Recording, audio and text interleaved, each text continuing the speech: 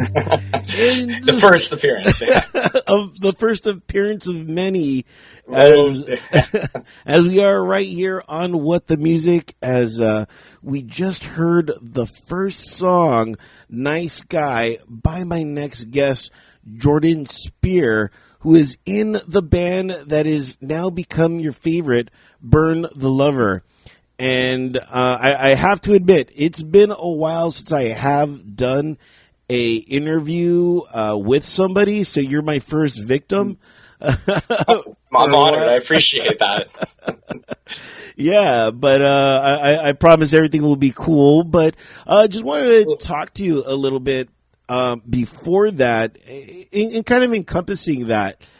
And I wanted to know if something like that has ever happened with you. Have you ever taken a long break from whether it's music or whatever, and you had to get yourself back into the groove?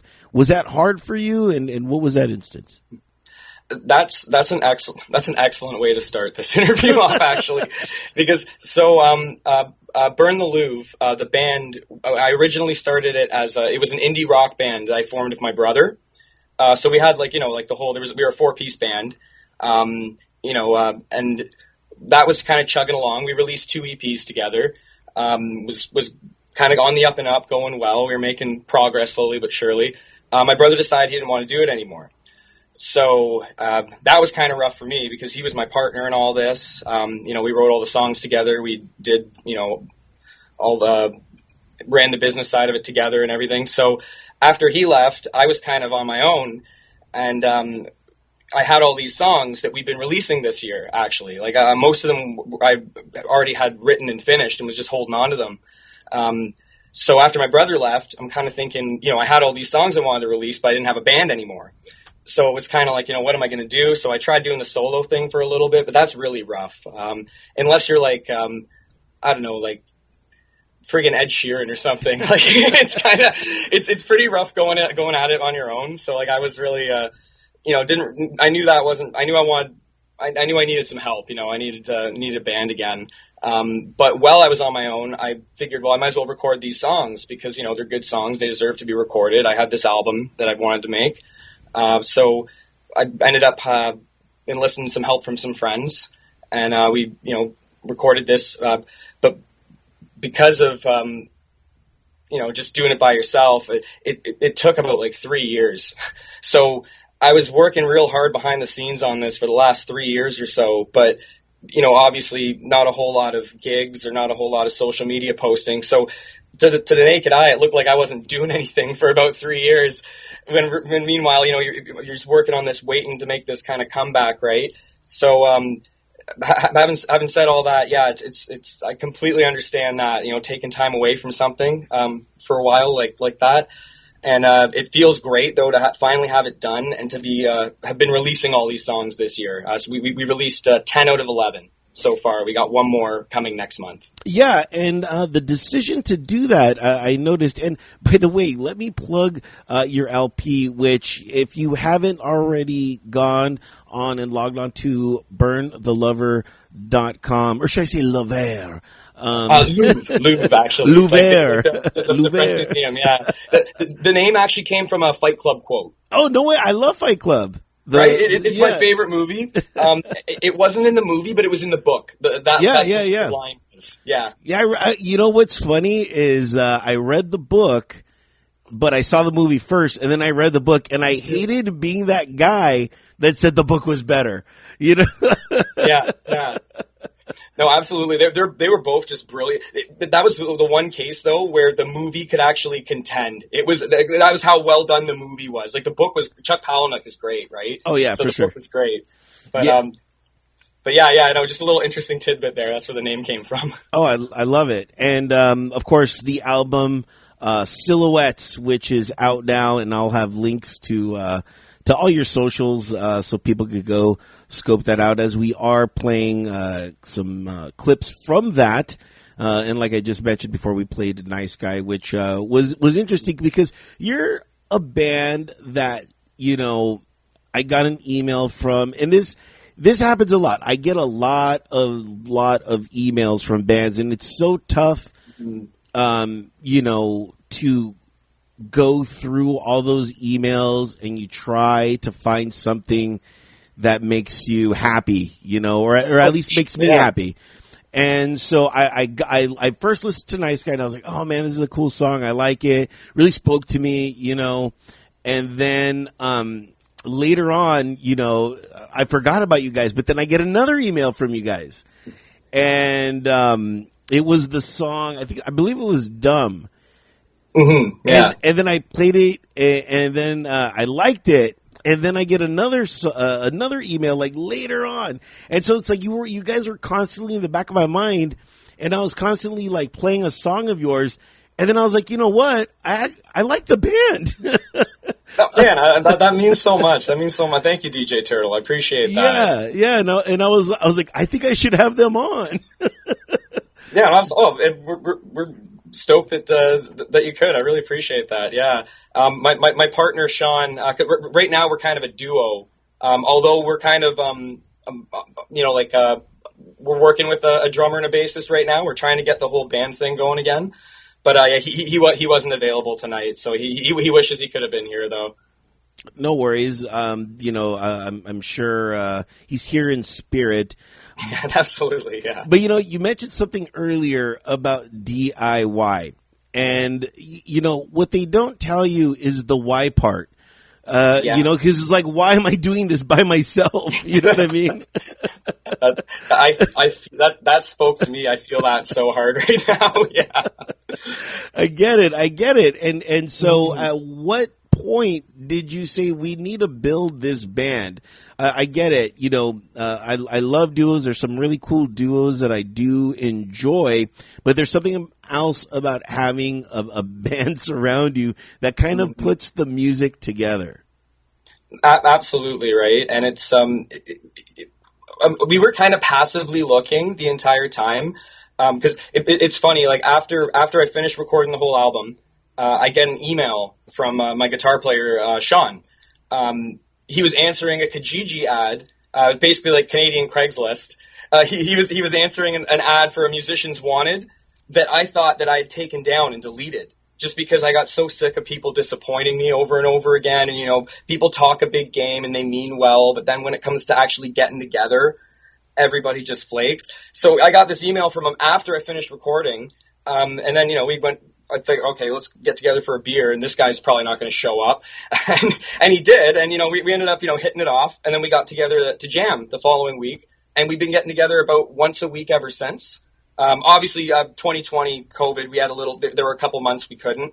But then, now that everything's more or less kind of back to normal, we've been jamming about once a week. But we've been getting back out there. Gigging's been nice. But the number one thing we've heard from a lot of people is, they always lots of nice things. You guys have great songs. Like, the music's really good. Like, you guys were good up there, just the two of you.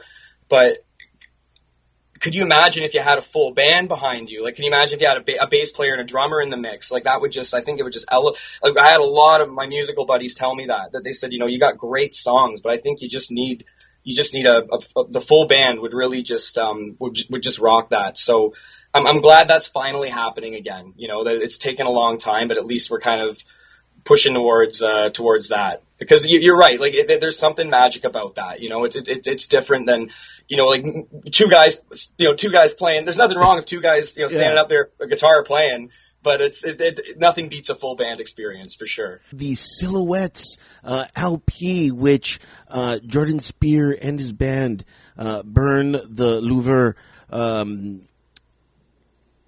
put out one by one, by the way. What made you decide to do that? Because a lot of bands, what they do is they'll put like 1, 2, maybe 3 songs out, and that's all you get. And, they want those 3 songs to kind of entice you to buy the LP. Why did you guys decide to do it this way and pretty much just bear it all?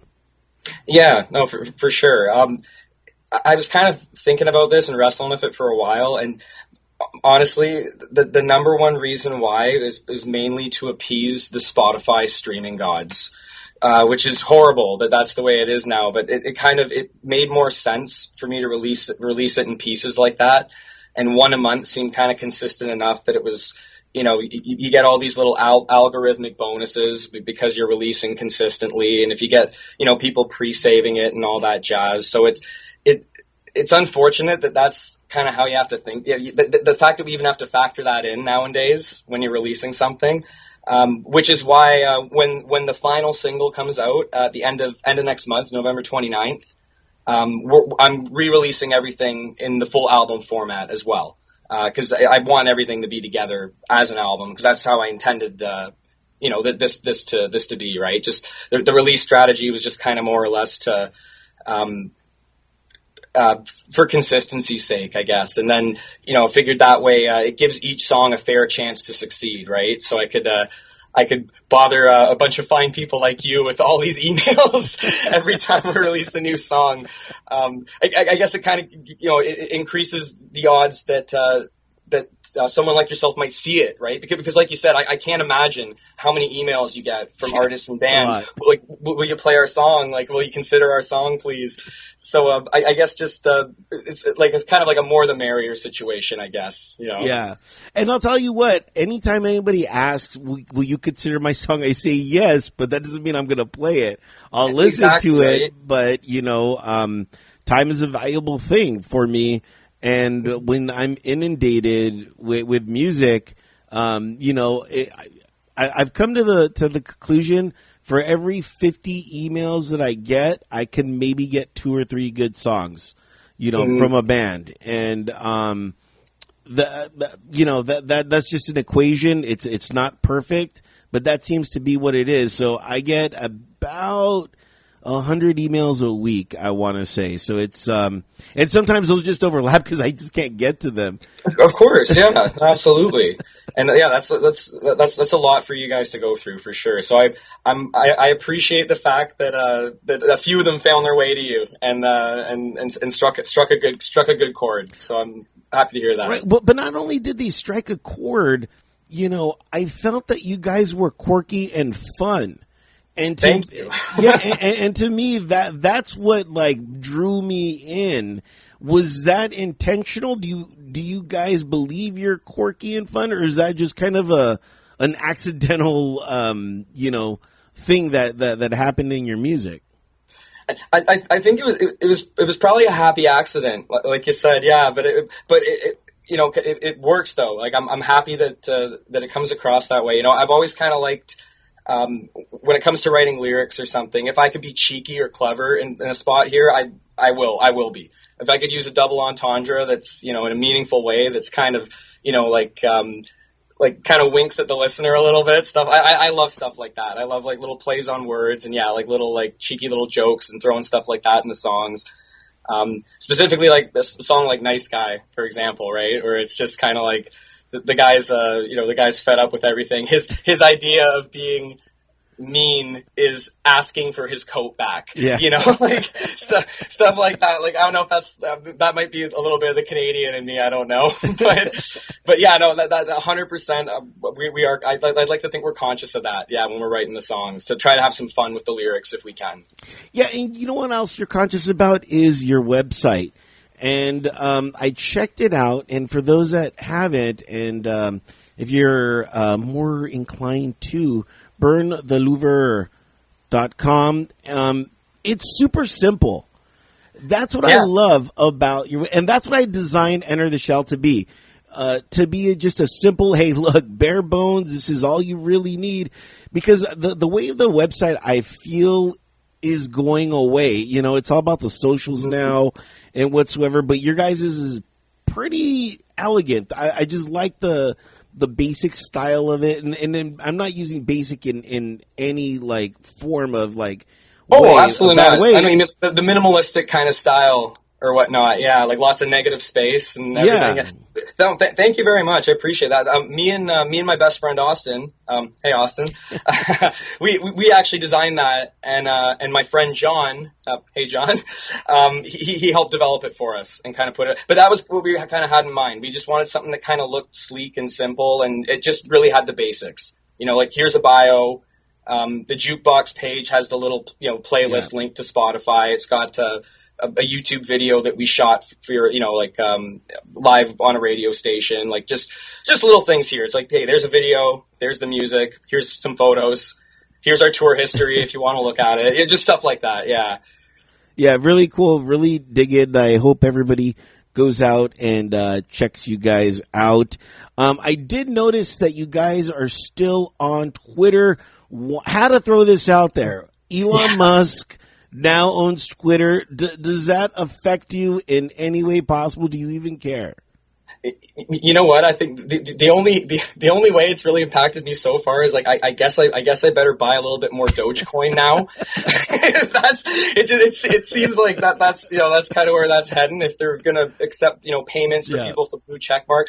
What's funny? I didn't even know Twitter had a paid platform or like the people with the little blue verification check. I didn't know they had to pay for those. I know. I didn't know that was a whole thing. Like I guess it was like $5 a month or whatever it was or something, and now they're talking about implementing all these other little bonuses, but I bet you it runs through cryptocurrency in some capacity. So I don't, again, not financial advice, I don't know what I'm talking about, but I think that might, like, if anything, I think it would be good for crypto, him on Twitter. But everything else, I don't know. I really, it could go one way or the other, it could be very, very good or very, very bad for humanity. Oh, very cool. With everything going on, I had to find out your thoughts. Lastly, let's talk about the final song that we're going to play, Hey Stacy. And, I saw a little bit about the song, and it got me thinking, with all the songs out there and in people's names being in it, you're right. It is somewhat of a hindrance. But I also thought, with your friend Stacy saying, that her name was attached to a Fountains of Wayne song, how much of a hindrance that was. You're like, wait a minute, let me make this more of a hindrance on you. No, let's point it out and write another song about that. Just in case. But yeah, no, that was actually really funny. I met this girl a while ago, on Tinder actually, of all places. Didn't end up working out really, but we stayed friends. Like she was a really nice person. Like it was not like bad. Like she moved back to Alberta. Right. So we just kind of kept in touch, and she was just honestly one of the nicest people I've ever met. Like she teaches dance to little girls. Like, I mean, what a cute job. That's awesome. And she's just a really, one of those like really kind-hearted people. And I remember when, on like our first date, I guess, we were talking about that, and she said how much it bugged her growing up being named Stacy, that she said people still make some stupid joke about that Fountains of Wayne song. And she says, that's not funny. And my name's not even spelt like that. Like she's like, I've got an E in there. So I thought, kind of, I'm going to write this girl her own song with her name spelt correctly so that, instead of people associating her name with that song, she could say, okay, well, that song was for me, kind of thing. So and you know what? She actually really did appreciate it. I sent it to her after. She appreciated some of the tongue-in-cheek humor in there. Like I told her, I said, it's just supposed to be a song. Some of the lines are just like, I was being kind of just cheeky about it. But no, she actually really liked the song. So I was happy that it got her stamp of approval before we released it. Good. I'm glad it got my stamp of approval too. So, I mean, that doesn't mean anything, it's more important for her, you know what I mean? But yeah, hey, it means more than you know. It means more than you know, DJ Turtle. Well, you know what? But there's no like Jordan songs, you know what I mean? So it's just... yeah, no, it's really not, eh? So it's like you're kind of in a good company, So I'm trying to think if there's any Turtle songs. There's bands named after turtles and stuff like that, but nothing like that. But lastly, before I let you go, and I have to talk to you about this, what's up with the 1999 Grey Cup champion shirt I mean, are you not allowed to let things go? I mean, I love that. Yes. So this is actually, I was kind of just bumming around in this shirt today. I'm getting over a little bit of a cold. If anyone, I'm sorry for the listeners or the viewers. My voice is a little raspy. So I was just bumming around in this sweatshirt today. It's my favorite sweatshirt. And it was actually our football team here in Hamilton, like our CFL in Canada. Yeah. We've got like 9 teams. Nobody makes any money. But yeah. So it's just happened to be like one of my favorite sweaters, and that was the last time that our team here in Hamilton won the championship. So that was what we're going. It's 2022 now, and it's funny. The CFL football playoffs are actually starting this weekend. We are not winning again this year. The drought is going to go for another year, I think. Since 1999, has there been a drought, apparently? Yeah, absolutely. You guys don't know anything about that. LA, you guys have had, like, you always have good teams. Not all the time, right. Not all the time all at once, but at least you guys have some good sports teams down there. Yeah, thank you so much for that. I mean, you know, the in baseball, the Dodgers, you know, they didn't do it this year, and then I'm a Charger fan myself, and I've always been. Oh, very nice. And that's just pain. You know what I mean? I think Justin Herbert's going to do great things for you guys, though, moving forward. They just need to get him a bit of help. Yeah, right? Exactly. He's got a lot of talent, yeah. Exactly. Maybe we can draft you. I don't know. Yeah, right. Can you stay healthy? We'll see. But the Kings, they just started off their run. So, the season is in the dreams. A lot can happen. So, we've fallen off. Yes, but thank you. I don't mind that. But, everybody needs to go check out Burn the Louvre and the LP Silhouettes, okay? Really cool. I dug it. Of course, I'm only playing a fraction of the songs, but all of them are really cool. One of the honorable mention was the song Easy. Thank you. Truly dug that song. I try to not play that much, but, I would like to give that honorable mention for those that go and actually go visit the band, which I highly encourage, burnthelouvre.com. Go check them out there, and they're on all the socials. And if you can't remember that, remember, entertheshow.com. There I'm going to have the show notes, and you could see the Twitters, the Facebook, the Instagram, the blah, blah, blah, blah, blahs. You know what I mean? All that good, fun stuff right there. My guest has been Jordan Speare. Thank you so much for coming on. The band, Burn the Louvre, and the song that you're going to absolutely dig right now is Hey Stacy, and that's going to wrap it up for this edition of What the Music, and we're out of here later. Hey Stacy, would you stay a while? I'm going crazy, when are you coming home? Everybody else is out of style, and I'd do anything to get you all alone. In the backseat of my Jeep, keeping it close, but not to get ahead of myself. 'Cause realistically, I'd be perfectly happy just not doing anything.